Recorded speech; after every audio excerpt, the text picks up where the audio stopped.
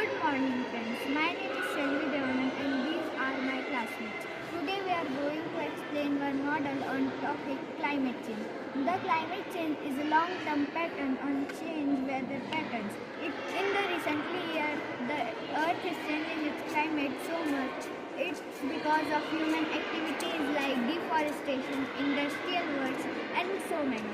Because of this large amount of climate change, there is large amount of pollution in our Earth.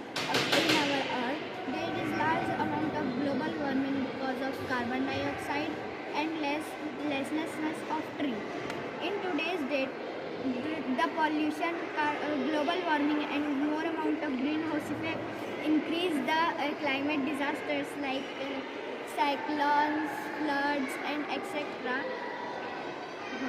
What is renewable energy? Renewable energy is an energy which form new electricity without any pollution.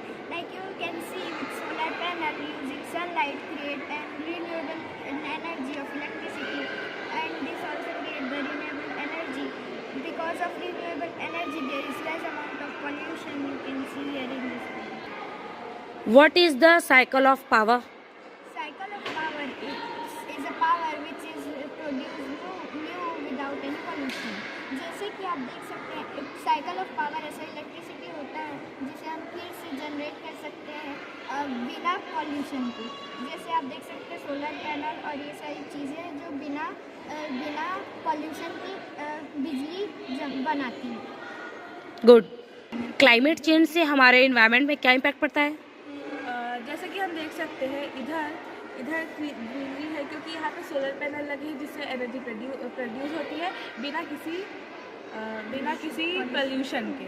और इधर जैसे कि आप देख सकते हैं वहाँ पे पेड़ कटे हैं, इधर फैक्ट्री से धुआं निकल रहा है और इधर नदी में बहुत कचरा है, तो उससे बहुत सारा पॉल्यूशन होता है और जैसे ग्लोबल वार्मिंग बढ़ती है।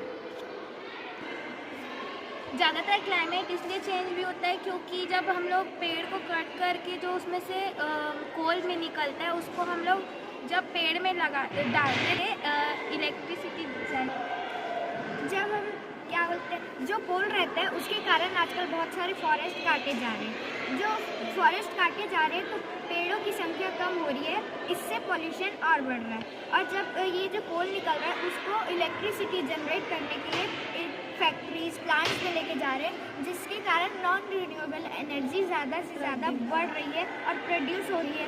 और उससे जो कोल से सबसे ज़्यादा वेस्ट निकलता है तो वो वेस्ट जो है नदियों में बह रहा है, नदियाँ भी पॉल्यूटेड हो रही है और अर्थ भी हीटअप हो रहा है, उससे ग्लोबल वार्मिंग